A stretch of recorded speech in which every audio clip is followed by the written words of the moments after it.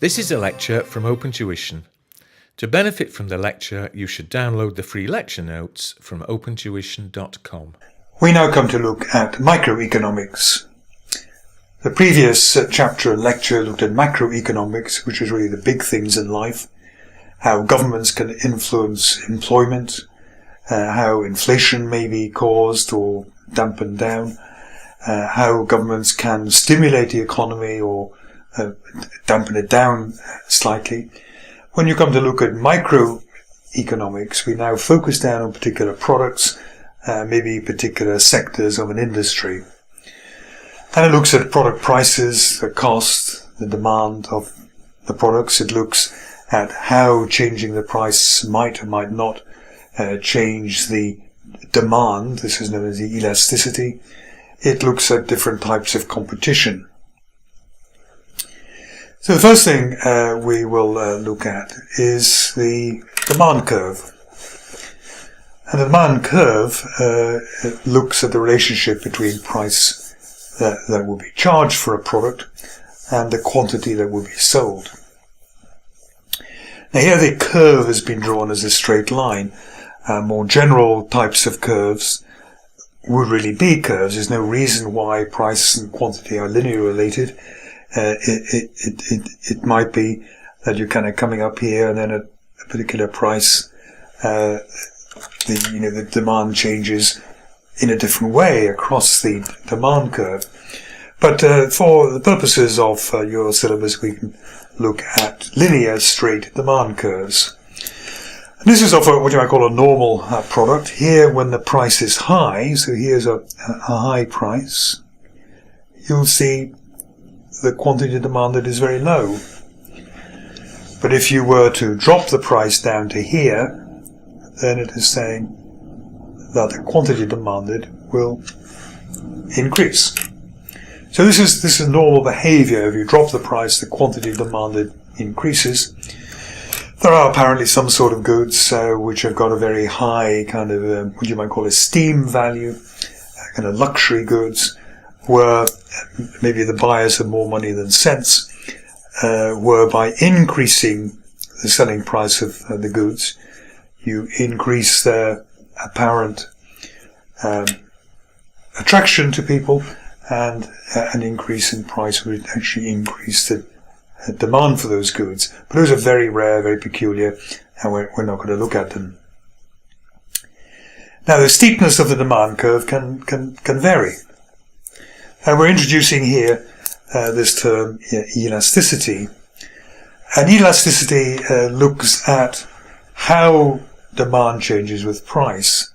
And basically what it is, it's the proportional or percentage change in demand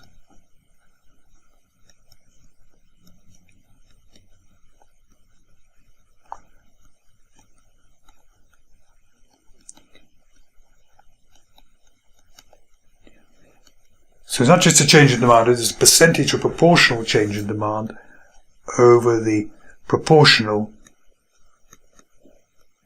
change in price.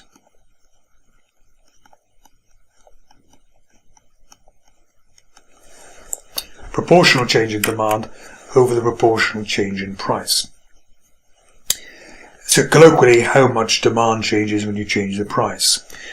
Now, technically speaking, this is going to be negative, because when you increase the price, you're going to decrease the demand. But the convention is that you ignore the sign. So any elasticity you see is going to be a positive figure. If this is 0, I beg your pardon, if this is 1, then if it's kind of saying if you increase the price by 10%, you'll decrease the demand by 10%. Essentially, the revenue is going to stay the same. You will be selling 10% less, but at a 10% higher price. You kind of come back to where you started from. If this is greater than 1, that means the proportional change in demand is much higher than the proportional change in price. This is known as an elastic product. it's very price sensitive. A small change in price gives rise to a large proportional change in the quantity. And if it's less than 1, it's inelastic.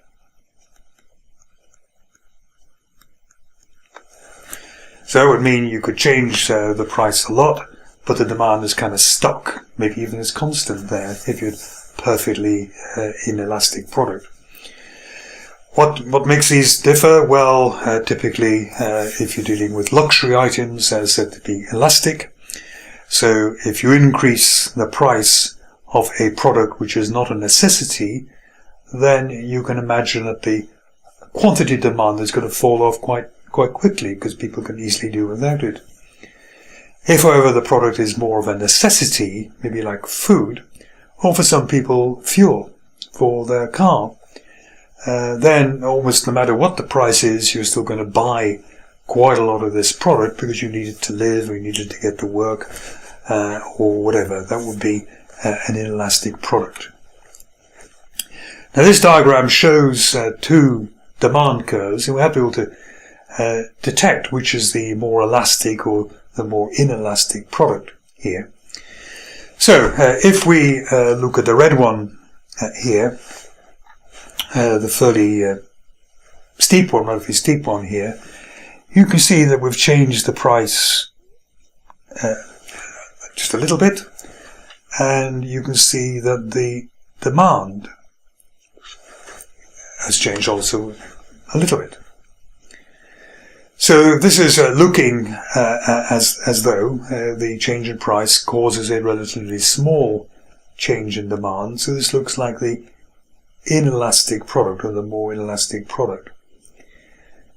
In the blue one, where it is a flatter line, do you see that the flatter line, the same small change in the price, is going to produce a relatively large change in the quantity demanded. So that is the more elastic, more price elastic, or price sensitive product of the two. So if it was a very, very elastic product, it'd be going something like that. Then obviously a tiny change in the price could be causing a huge change in the demand if it's a really very elastic product indeed. We need to be able to calculate the price elasticity of demand, and the way we're going to look at this, we're going to look at the elasticity of demand when we change the price from 8 down to 6, okay? 8 to 6. So what is the proportionate change in volume that we're getting for this? Well, let's assume that let's assume we're at about 1500 there, okay? Okay, it's not dead clear, but 1500 is fine. So as we change the price, the volume has gone down. I beg your pardon, as we decrease the price from 8 to 6, the volume goes up from 1500 to 2000. So the absolute change in volume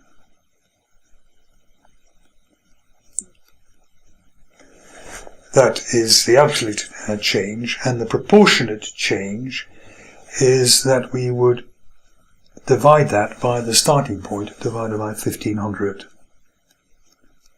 So the proportionate change in volume is proportionate to your starting point, how much is volume changed. So that's going to be simply 500 over 1500. It's a third. It's about 0.33. What has been the proportionate change in price? Well, the proportionate change in price is we've moved to 6 away from 8, and we started at 8. So divide by the starting point.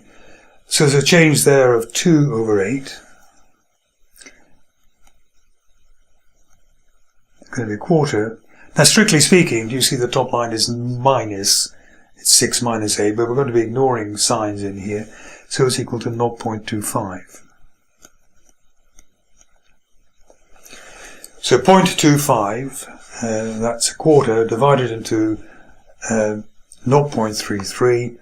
So that's going to be, we double, it's going to be 0.66. We double it again, it's going to be about 1.3, isn't it? 1.3, 1.4.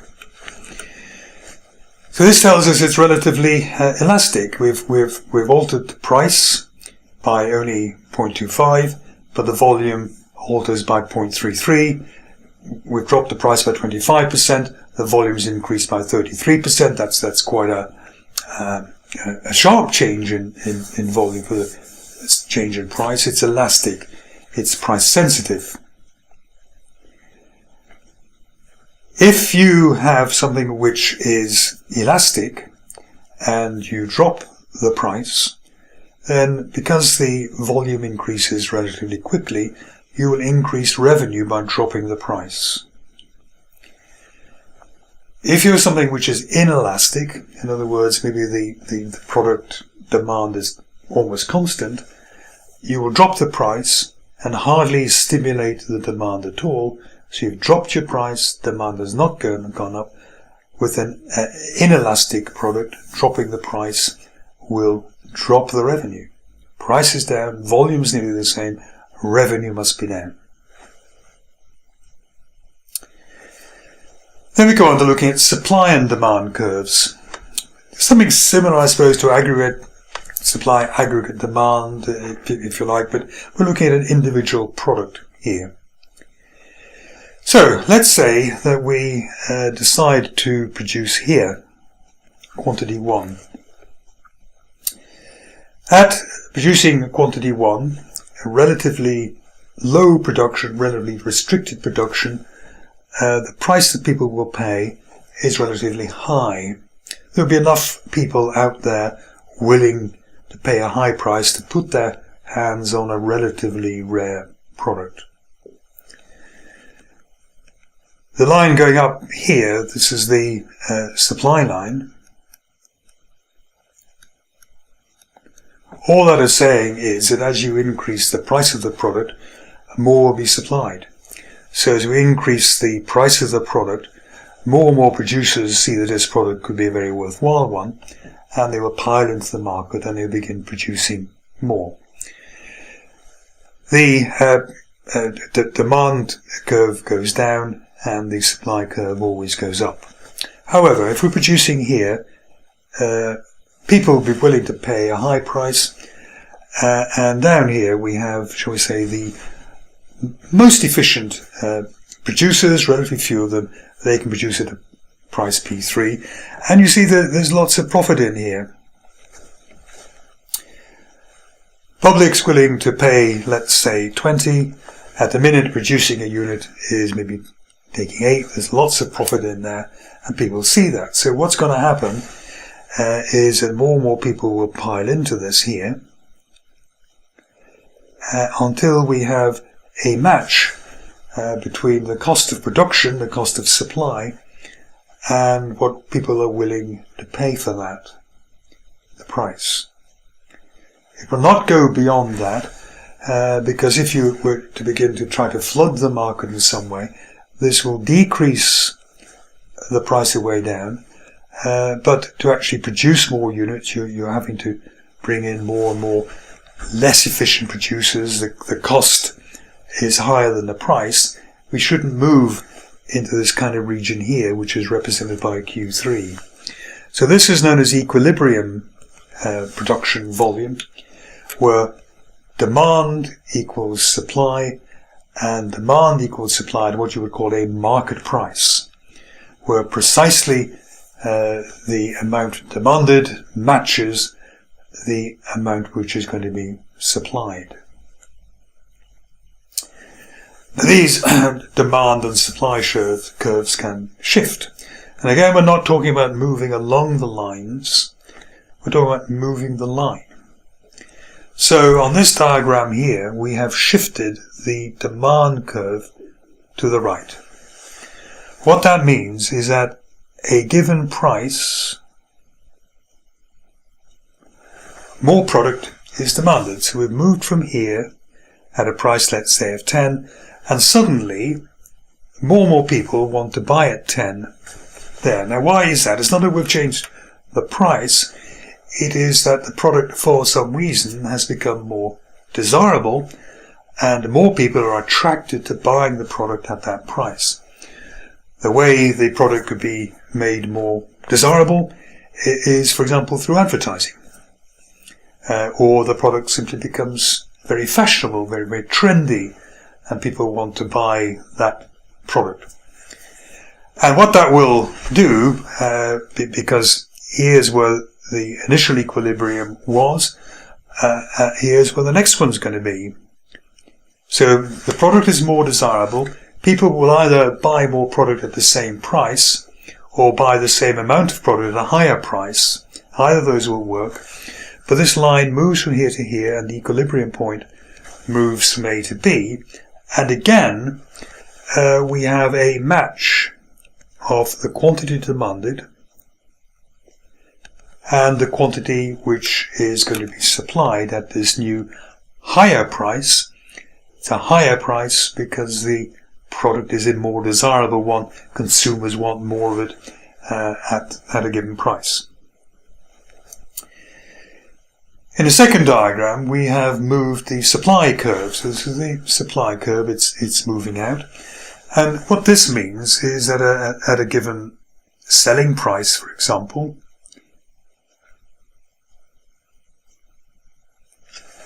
suppliers are willing to produce more of the item, even though they may not be getting any more money per unit.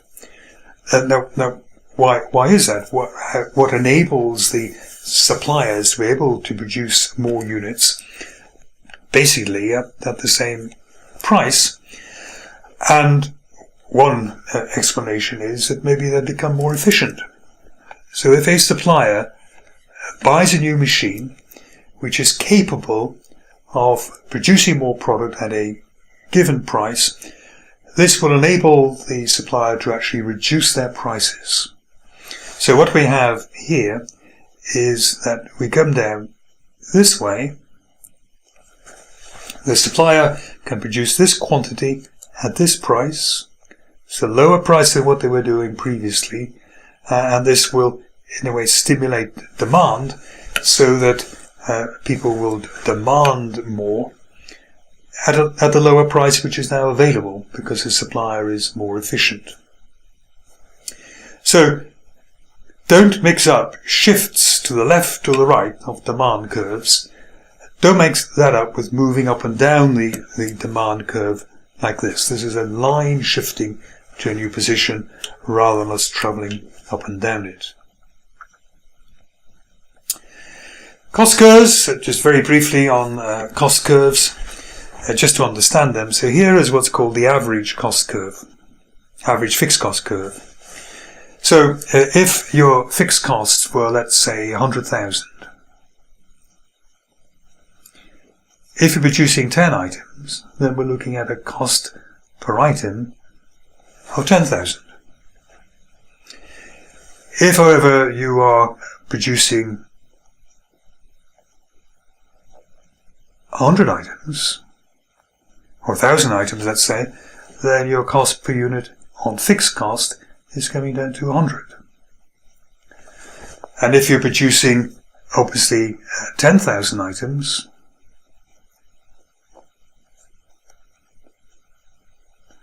then you're coming out there at 10. So the average cost curve falls off very rapidly here as you produce more and more units. Obviously the cost fall is not as rapid if we go from producing 10,000 items to 20,000 items. We go from 10 to 5, but you get the really big fall off. So what we're doing is we are using this fixed cost on more and more items, and we go down that curve. Let's explain the average variable cost here. The average variable cost begins to fall because we get basically economies of scale.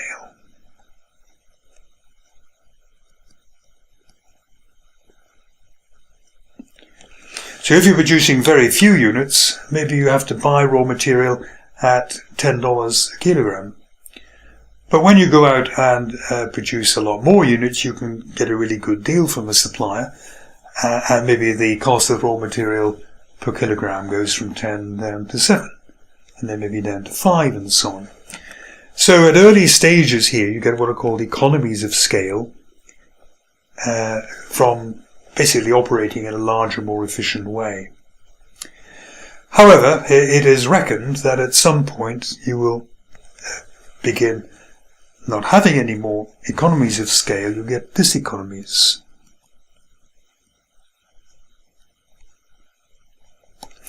So at very large output, you're going to have to start, you made use of the automation in getting to this large output, but then at very large output, you're going to have to start maybe paying your workforce overtime or shift rates if they have to work during the night.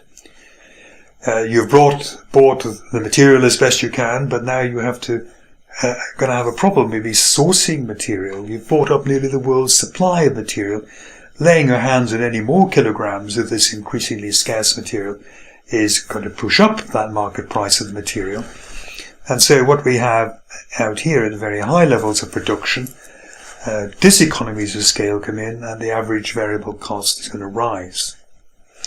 And all we have here is basically the sum of these two lines here, the average total cost. Now, marginal cost.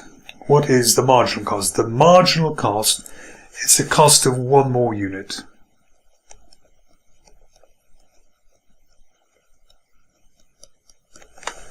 Cost of one more unit. So do you see that if you're managing to pull down the average variable cost, you must be mixing in the cost of one more unit. It must be lower than the prevailing average variable cost.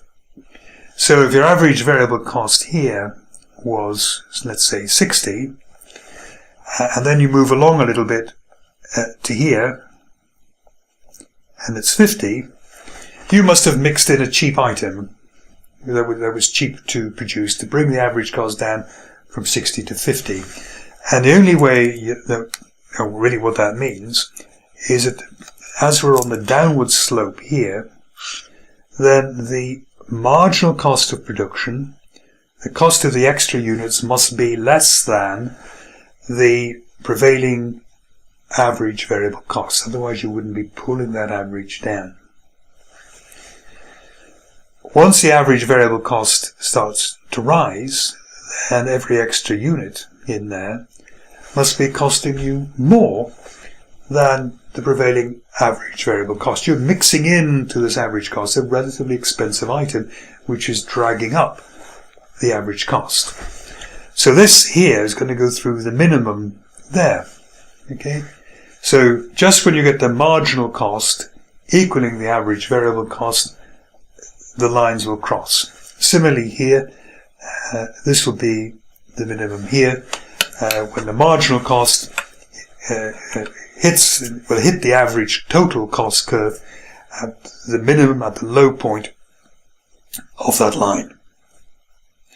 Otherwise you wouldn't be able to drag up the total cost here unless the marginal cost was actually becoming higher than what the prevailing average total cost was. And finally, a mention of types of competition.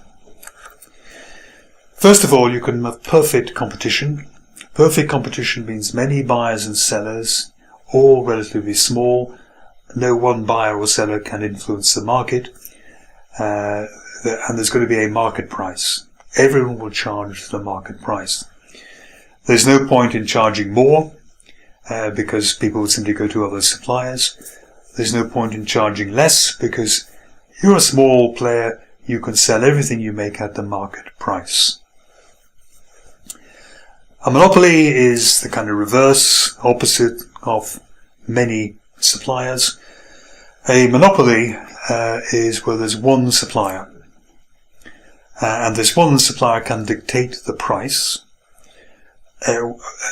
what that will affect is, of course, the demand. A monopoly is not saying that people will buy whatever price is demanded, but the monopolist is free to adjust the price and can adjust the price typically to maximize their profits. Remember, a monopolist is not guaranteed profit. You could be a monopoly single supplier of a product nobody wanted, and obviously you would not make a profit. An oligopoly is where you have a small number of powerful suppliers, maybe like the oil companies. So let's say we have BP, Texaco, and Esso, or whatever, 3 oil companies, and maybe they have about 33% of the market each. Now they'll all be kind of watching each other. If BP were to drop the price of a litre of petrol, the other two would have to follow. Otherwise, if BP prices were lower, the other two would be losing out on market share. People would shun them and go into the BP garage. So everybody ends up bringing their price down. And if oil is a relatively inelastic product, everybody brings their price down. The volume doesn't go up very much. They end up losing revenue. If BP were to put up its price, the other two can sit tight. BP puts up its price, people will begin avoiding BP garages, and they'll go into Texaco and Esso, who will gain market share simply by doing nothing.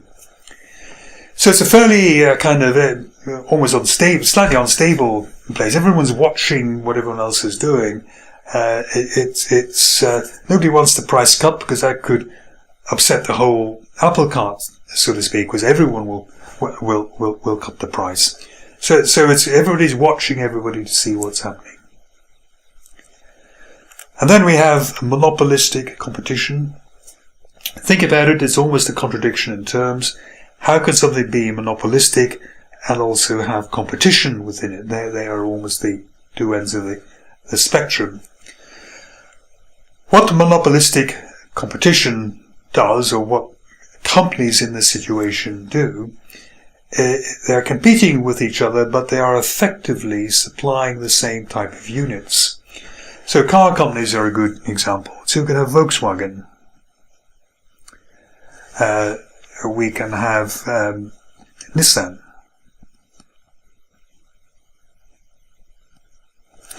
We can have Ford, etc. Now, all of these 3 companies, they will all supply what you might call a family car.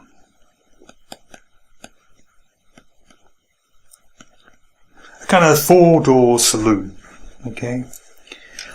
And what they do is they may compete a little bit on price. Obviously the prices will be different, but they also compete on other qualities of their products. So, for example, Volkswagen might claim that its products are more reliable, and therefore more reliable, maybe you pay a little bit more, or they hold their second-hand value better, therefore you pay a little bit more. Ford might say that its huge company, it offers a very wide dealership network, so every town has got a kind of Ford garage in it. You'll never any bother getting spare parts and so on. So Ford, as well as setting a particular price, will put forward the other good qualities for which it may be known. So you are competing in something other than just prices, sometimes called non-price competition, to try to get the edge on the competitors.